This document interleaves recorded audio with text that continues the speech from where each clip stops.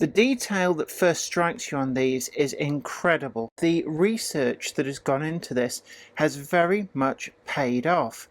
Hi there to you, it's really great to see you and I hope I find you well. I'm Jennifer Kirk, welcome you up here to the loft on Weir Yard.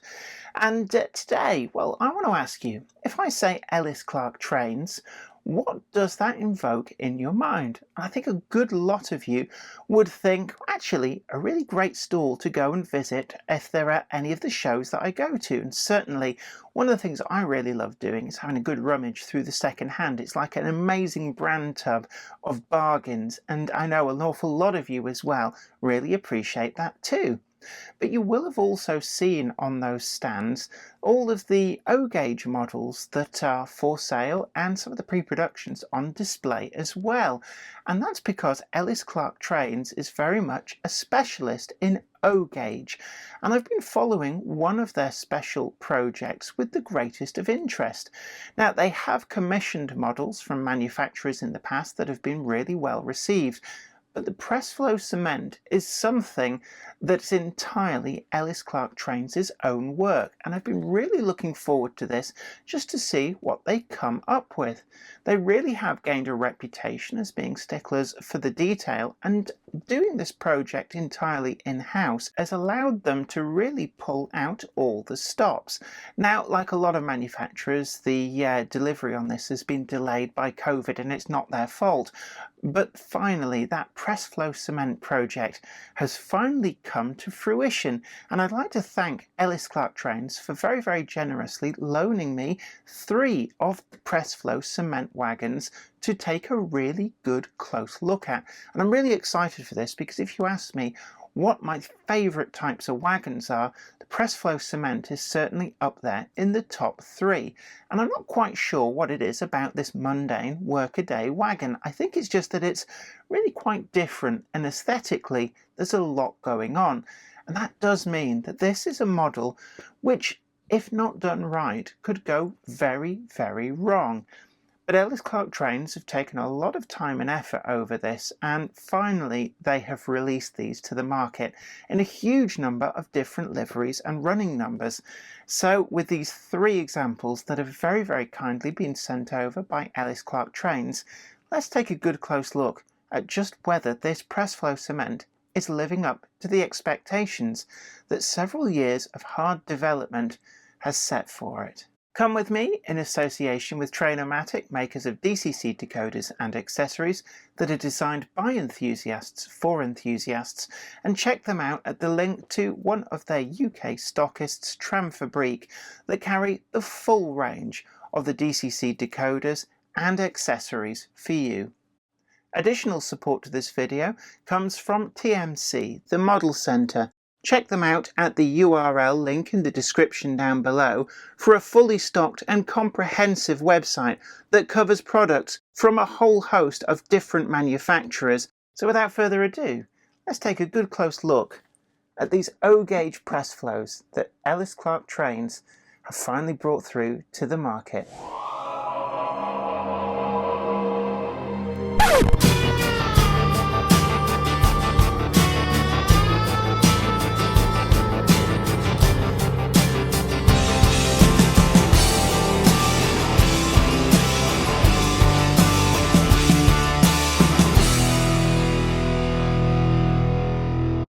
It isn't that often that we get to talk about an all-new manufacturer of model railway items, but Ellis Clark Trains has just released their first ready-to-run model, and we've been really excited about these as a forthcoming model, and Ellis Clark Trains have very kindly sent over 3 of them for review.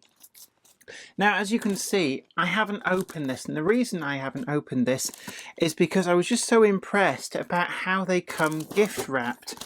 So you can see here with its custom wrapping paper, we've got the Presflo order all wrapped up. And this isn't a one-off because they've sent it for review. This I've seen from photographs online is how all of them are going out, and I just thought it was a really lovely touch. Now with it we also get an Ellis Clark Trains pen, and an Ellis Clark Trains beer mat, because clearly they know model railway people very, very well, and a beer mat is really useful to put your beer on or other beverage of choice. So really pleased with that. Actually, it's got an interesting feel to it. So I'm really actually quite excited by this. As you can see, still fully sealed up. I have no idea what to expect. So let's get on in here. Wow, it's like Christmas, isn't it?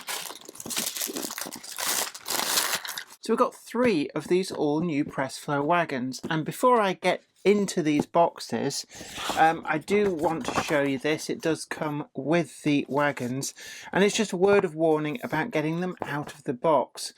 They have a lot of fine detail on, I'm told, and we don't want to damage any of those. The box itself, and I know some people do take the rip out of YouTubers who gush at length about the box, but I'm a big advocate that quality doesn't just end with the contents of the box.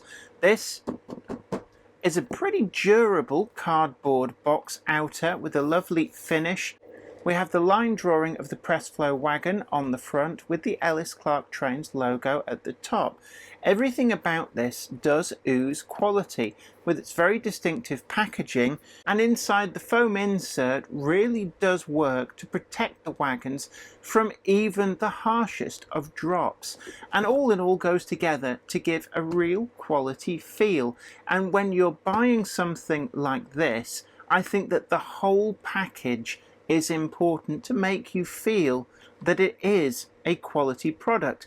If they arrived in a cheap, flimsy plastic box or very, very easy to rip cardboard, I think it would cheapen the product within. So it's nice to see that Ellis Clark Trains have gone all out to produce something that really does feel quality.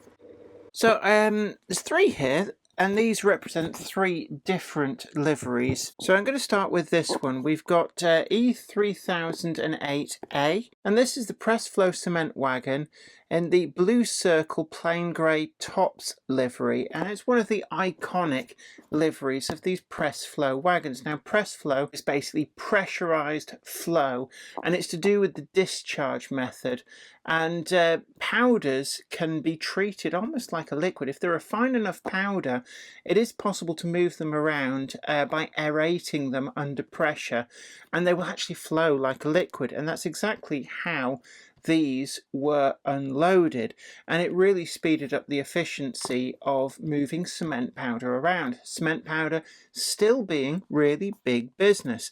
Now, the Presflo cement wagons, they arrived as part of the modernisation of British railway wagons, and you can legitimately run these with steam locomotives right up into the very early 1990s. Inside the box, we've got a little bit of detail on the wagons. Pressure discharged bulk powdered wagon was their official name, but commonly shortened to Presflo. The distinctive wagon, first constructed in 1954, developed for the transportation of bulk powdered goods, primarily cement. That's probably what they're most well known for, but also pulverized slate. The Delabole Slate Company used some of these, marked up for that traffic. I believe that ICI also used some for salt traffic, and they were painted in the ICI blue.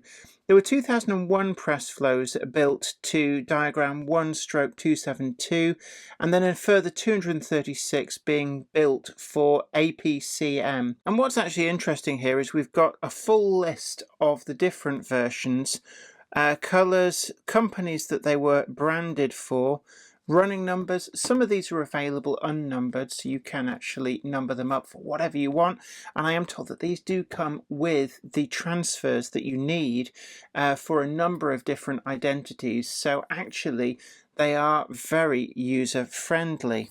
Announced some time ago, these models have been delayed because of COVID, but that's happened to a lot of manufacturers. And let's just see now, we've got to try and get these out without any damage, so I'm just going to very, very carefully see about squeezing the foam out of the way And my initial impressions of this really are good. So there is some separate detail here. So we do have a few separately applied detail parts, and these look like wagon plates. There's a whole load on there already finished, and a few wheels and other little detail parts too.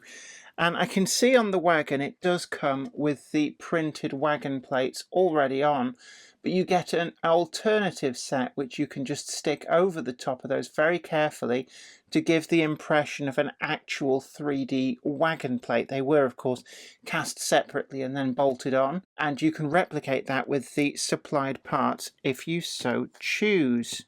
The wagon also has, on this particular livery, the advertising boards that were affixed to the side of quite a few of these wagons to advertise the products of the company that either owned them or that was hiring them from British Rail.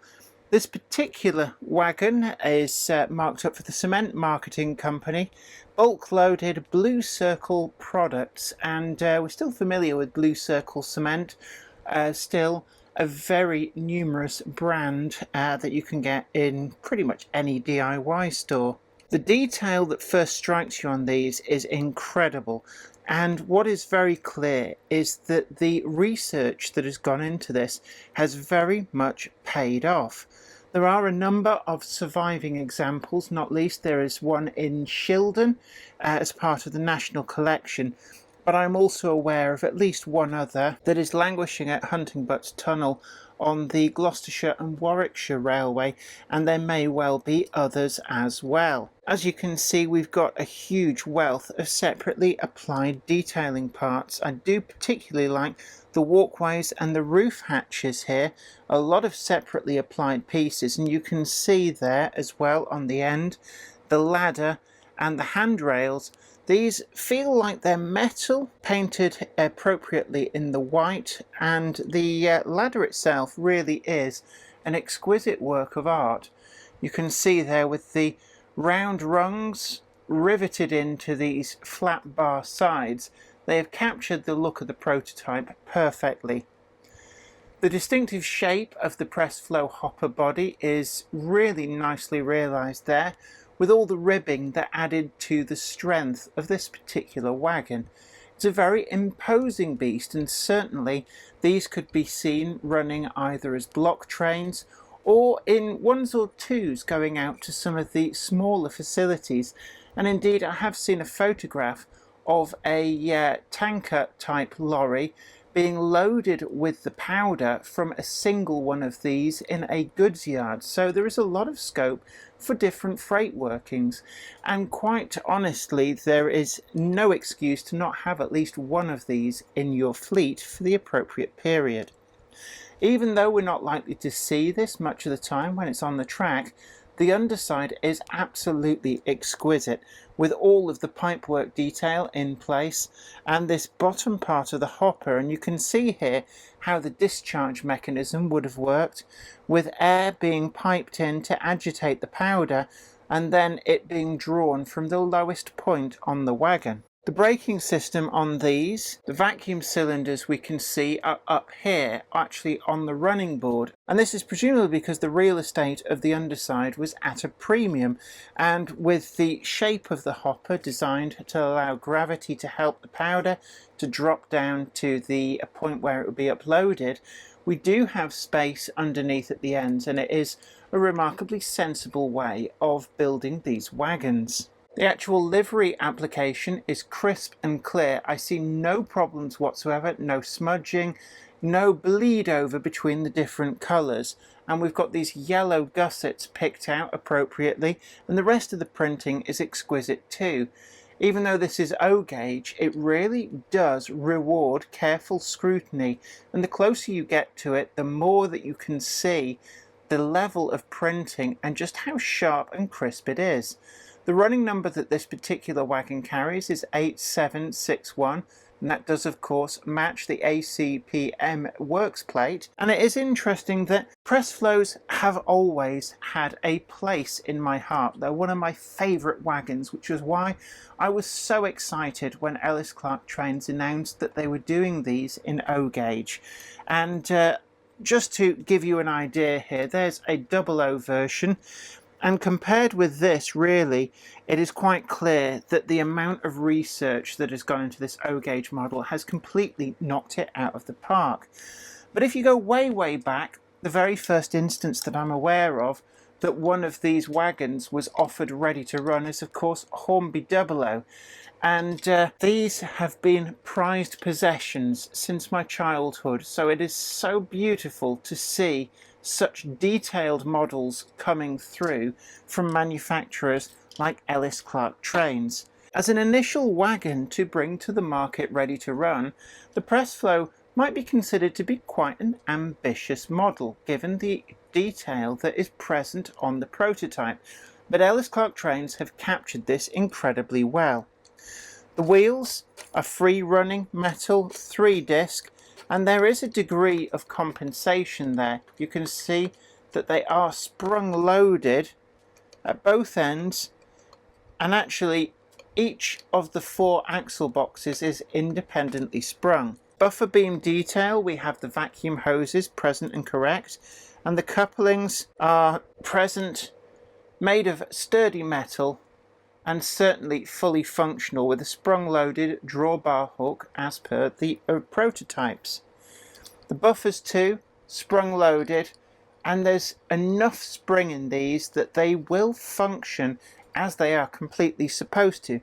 And it's something that I've said before in my O-gauge reviews, that this type of coupling is more than just visually quite nice. These are essential. These couplings are fully functional in O-gauge, and certainly I've found them to be incredibly robust. I love the use of the different materials to get the required effect in all of this detailing, and the whole wagon is very robust. Despite the warning about getting it out of the box, avoiding any damage, I've actually found it incredibly robust here. There's no detail which is at risk of falling off, and even these ladder and handrails at the end are actually more resilient perhaps than Ellis Clark Trains are giving them credit for. We've also got these distinctive footsteps, and these really are strong, I have to say. I'm giving that quite a good thorough prodding, and they are staying put. And quite frankly, they have captured all of the key aspects of this model. I just cannot fault anything. Looking to the other wagons that have been sent over, as mentioned before, there are a lot of distinctive liveries that these wagons carried, and it's really nice to see that in this first tranche of releases, Ellis Clark Trains have captured all of the really iconic liveries that these ran in, and certainly with different running numbers available for each of these releases. It has to be said that even from the outset, that I don't think there's going to be many people who'd be disappointed by the lack of range offered.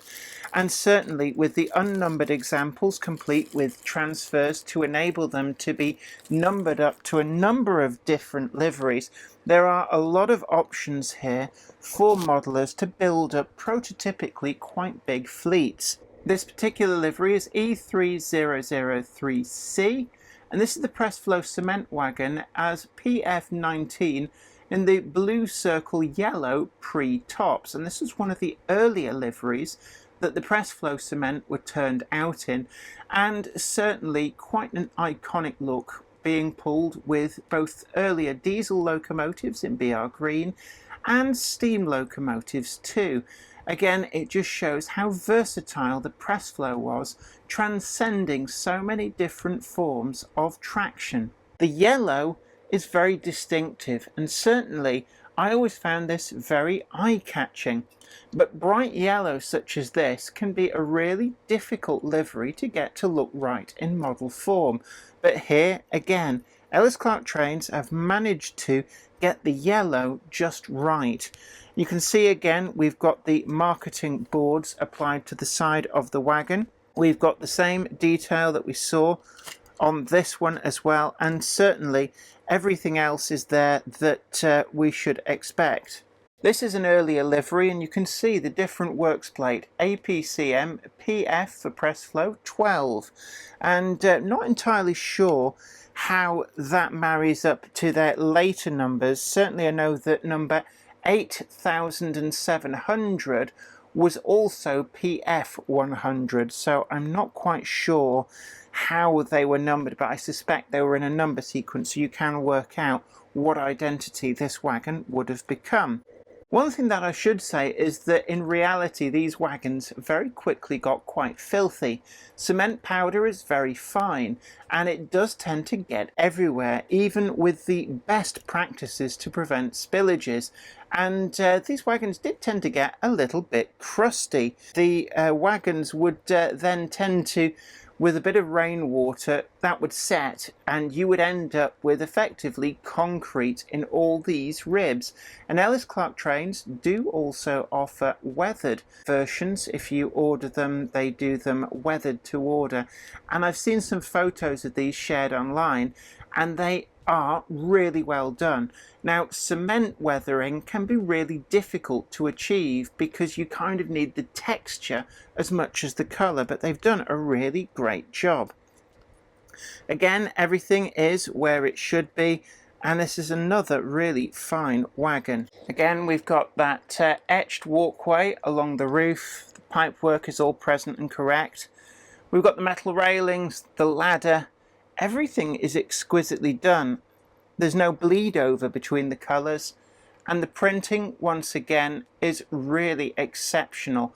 We also have the works plates that you can add over the top of these printed versions if you want that sense of depth, and certainly if you're going to weather the wagon, that will help give an authentic look to them.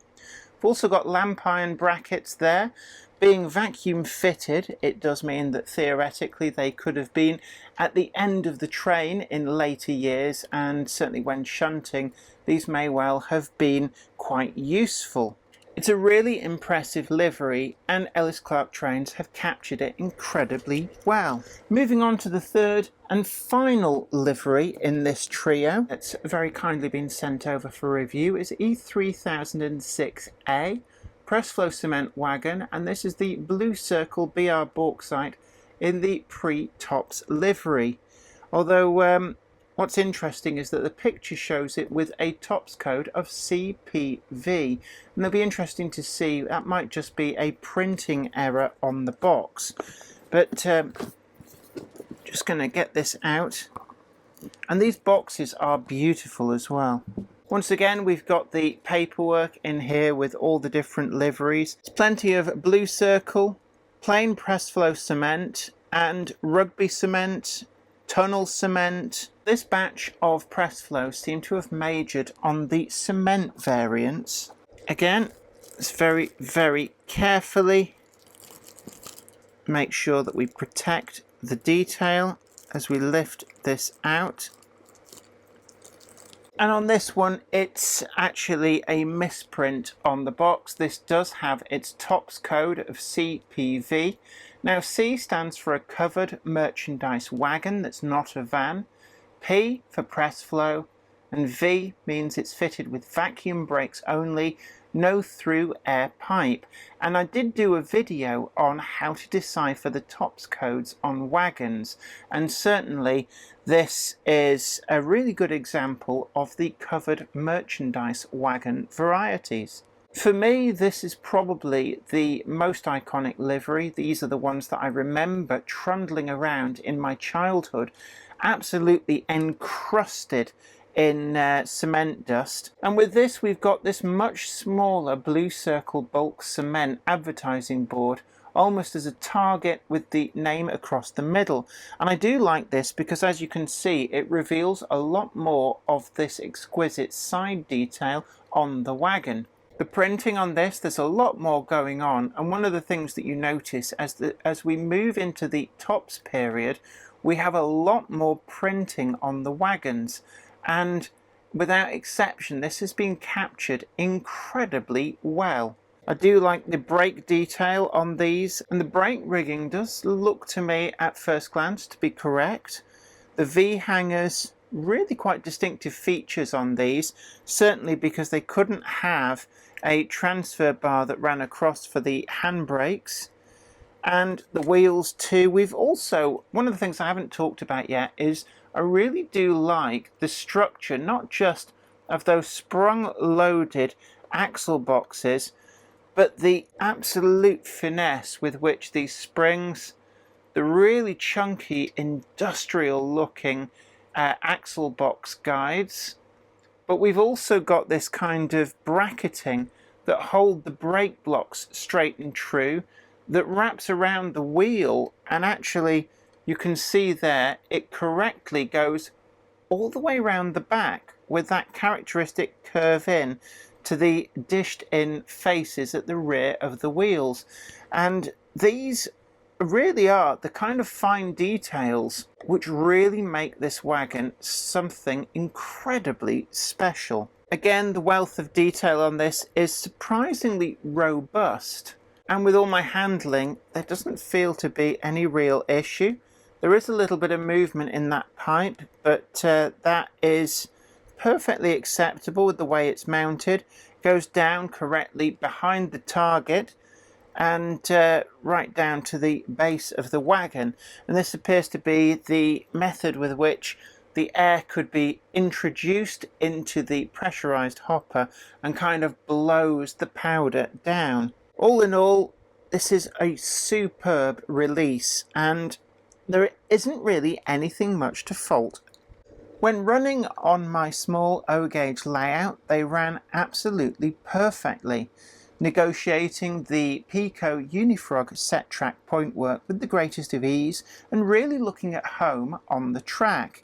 That four-wheel compensation means that these will follow even undulating track work without the wagon appearing to cock a wheel, and that adds to the reliability of running, decreasing the risk of derailments, and at the same time making the wagon look much more graceful as it transverses your point work and track work, no matter how questionably laid it can be. When it comes to price, these are actually quite competitively priced for an O-gauge product. You're looking at £68 for a single wagon, up to £65 for if you buy bundles of 8 or more. To put that into context, can I just say that the RRP for this wagon is actually currently £49.95. So for just shy of £50, or for £18 more, you get this fully detailed, fully loaded O-gauge wagon. Never has O-gauge been offering such value for money as it does these days, and certainly if I wasn't already modelling in 00, I would seriously consider starting out these days in O-gauge, because the detail and value for money on these models is second to none. So this brings us to the scores. First up is build quality, and despite the warnings from Ellis Clark Trains that there was a risk of parts being damaged coming out of the box, I haven't actually had any issues with these, and certainly with the handling that they've received, they have stood up to this incredibly well. All of these subtle parts are pretty well attached and very robust, and I don't see any risk of parts coming free at all, despite the fact that I've prodded and poked these quite extensively through this review, and there are a lot of separately fitted parts such as these hatch handles, but they've all stayed exactly where they needed to be. So I'm going to give this a 10 out of 10. On running quality, I was really impressed with this four-wheeled independent compensated spring system. This is something that I've not seen to this extent on any other ready-to-run O-gauge product, and it really goes a long way to help these wagons look stately as they traverse the track. There's no cocking of wheels on uneven twists in your track work, and that for me really does add to the realism as they move sedately through your sidings. They have a reasonable weight to them too, so all in all this culminates in really reliable running, with nothing to fault. Again, it's the full house of 10 out of 10. On DCC fitting and innovation, there's no DCC fitting necessary, but on innovation, Ellis Clark trains really do seem to have pushed the limits of what you can do in terms of detail, and I really do like this four-wheel compensated sprung-loaded suspension, because it just adds this extra level to these that I've not seen to this extent on any other manufacturer's offerings. So I'm going to give it another 10 out of 10. On accuracy and quality of finish, these take the Presflo above and beyond. Whilst I understand an O-gauge wagon does give more scope for detail than the smaller scales do, it nonetheless is something that it feels that they have gone above and beyond on the detail, even down to these straps that curve in the inside dish of the wheels that go behind that you would never normally see, but they're there just like on the prototype. This wealth of pipework, all of the detailing on the bottom of the hopper, it's all there just like on the prototype. Everything is where it should be, and I cannot find anything to fault. I really love this ladder on the end, the way that you can see the way that the original prototype ladder would have been fabricated from flat bar and rod bolted through. It's another 10 out of 10 from me. And finally, value for money. At £68 for a single wagon and 8 or more at £65 a wagon, you're looking at £15 to £18 more than the comparable 00 model. But you get so much more for that. These really are an affordable, high quality product. And again, there's nothing to fault. Everything that you could expect and more is here. And that's another 10 out of 10. And that means for the first time ever, we have a product here for review that has got the full house. 5 10 out of 10s, and that means maximum score 50 out of a possible 50.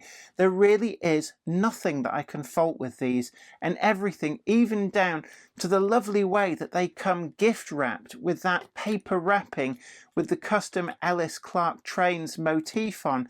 It just feels like a quality product.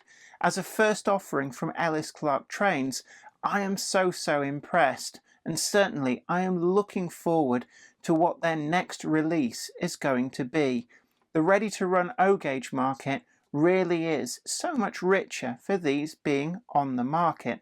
For the O-gauge modeler, these are a must. As we said at the beginning, they ran in anything from block trains right down to 1 or 2 in pickup goods, going to far-flung goods yards where they could be unloaded direct to a suitable road vehicle, and certainly photographs do exist for this, so there is no excuse to not have at least one of these in your fleet.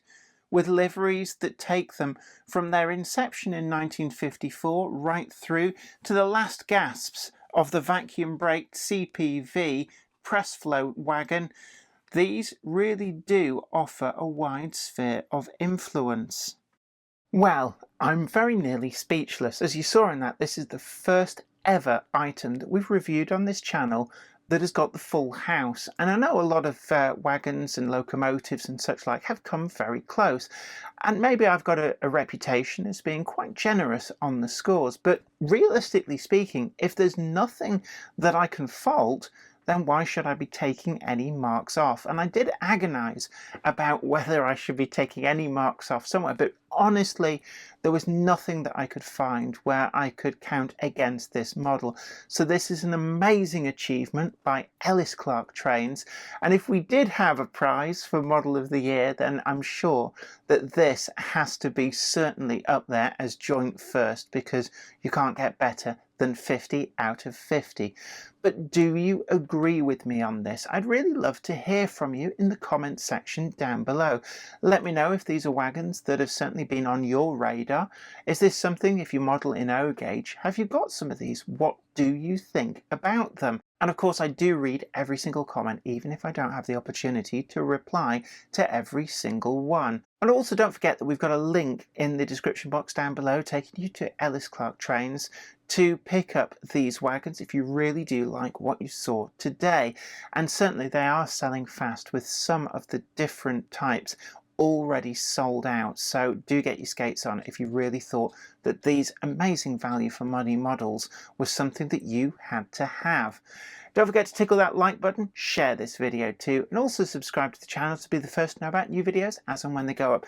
And you can also head on over to Patreon and help us to keep making the videos that you want to see, with a number of different tiers of rewards. And last but not least, don't forget that Jenny Monday Club wagon is available to pre-order, and we have got a link for that too in the description box. The previous Jenny Monday Club wagon really sold well, sold out immensely quickly, and is now highly desirable. So if you want one of these wagons, don't delay, because there will be no expansion of this production run. When they're gone, they will be gone. And until next time, this is me, Jenny Kirk, saying you take great care of yourself. Until then, take care, happy modelling, and bye for now. Today's video is sponsored by Train-O-Matic, makers of DCC decoders designed to be fully compatible with every manufacturer's locomotive. Visit train-o-matic.com to browse the full range and see what they've got suitable for you. Additional support for today's video comes to you in association with TMC, the Model Centre. Check them out at the URL link in the description down below for a fully stocked and comprehensive website that covers products from a whole host of different manufacturers.